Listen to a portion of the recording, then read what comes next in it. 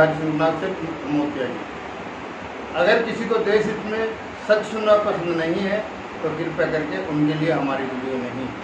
आज देश में क्या पूरे वर्ल्ड में कोरोना की महामारी दूसरे रूप में उभर कर आई है, जिससे हम सभी देशवासियों को आपस में संयम के साथ इस महामारी का मुकाबला करना है और इस मुकाबले में हमें अपने आप को किस सावधानी से बचाना है, ये आज हम सब पर निर्भर करता है। हमारी राजनीतिक पार्टी आपस में आरोप प्रत्यारोप लगाने पे जुटी हुई है। वो शायद इस महामारी में गंभीर रूप से जनता के हित में नहीं। इस महामारी से हमें दो तरह के उलझनों से बच के चलना है और किस तरह के संघर्ष में हम फंसे हुए हैं, ये हर आदमी अपने आप में इसको जानने के लिए सक्षम है। इस महामारी में सावधानी और बेरोजगारी दोनों ही तरफ से देश की आम जनता त्रस्त है। हमारे सामने कई चीज़ों की विडंबना सामने खड़ी हुई है, जैसे कि हमारा रोजगार बंद है। अगर किसी ने बैंक से या किसी से कर्ज लिया है, उसकी देनदारी का भी हमारे ऊपर burden आया हुआ है। ऊपर से हम अपने घर परिवार को चलाने में भी आज की डेट में असमर्थ हैं और इस महामारी से अपने आप को और अपने परिवार को किस तरह से बचाया जाए, ये सारी चीज़ हमारे लिए एक चेतावनी की जगह है और हमें इस सारी चेतावनी को बड़े संयम के साथ बरतना है और हमें इस लड़ाई को लड़ के जीतना है। ये मेरी देशवासियों से गुजारिश है कि सभी देशवासी अपने परिवार को सुरक्षित रखें, संयम के साथ अपने परिवार में एकता के साथ रहें और अपने लालन पालन में किसी भी तरह की कोताही ना बरतें। मेरी प्रशासन से भी अपील है कि प्रशासन इतनी सख्ती अगर बरतेगा तो देश के अंदर हाहाकार मच जाएगा। जन भूख से, कोरोना से कम भूख से ज़्यादा मरेगा।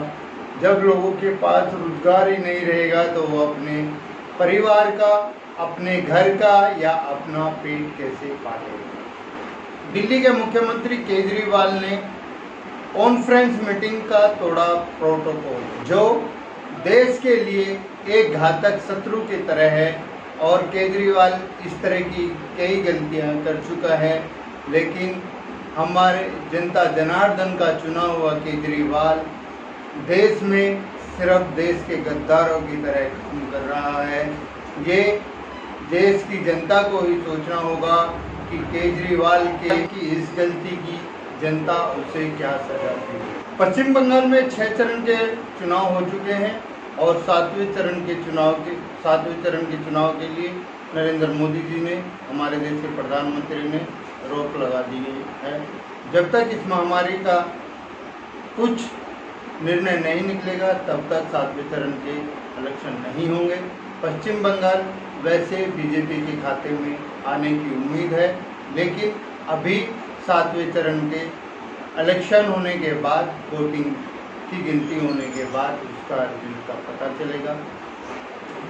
पूरे देश के अंदर अगर सबसे ज़्यादा महामारी किसी प्रदेश में है तो वो है महाराष्ट्र के मुख्यमंत्री और तिगाड़ी सरकार इस चीज़ पर पहले ध्यान ही नहीं दी कि जनता के हित में कुछ सोचा जाए या कोरोना के उसमें कुछ सोचा जाए।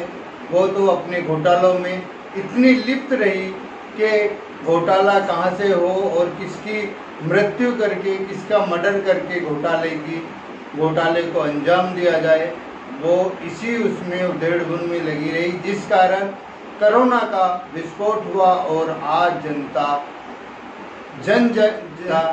आज अपने हालात पर और यहाँ की सरकार पर विलाप कर रही है और बाकी जनता के पास विलाप के अलावा कोई ऑप्शन भी नहीं है, क्योंकि जनता इतनी पावरफुल तो नहीं है कि किसी तरह से इसका संघर्ष करे या सरकार के साथ लड़ाई करके अपने हक को छीन सके, क्योंकि सरकार गरीबों की न सुन के अपनी पावर का गलत इस्तेमाल कर रही है और तानाशाही पर उतर आई है।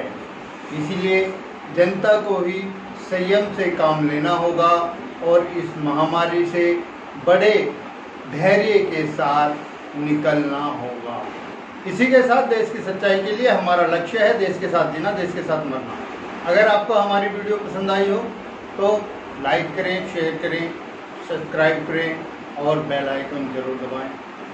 इसी के साथ मैं अपनी वाणी को विराम देता हूँ। वंदे मातरम। जय हिंद।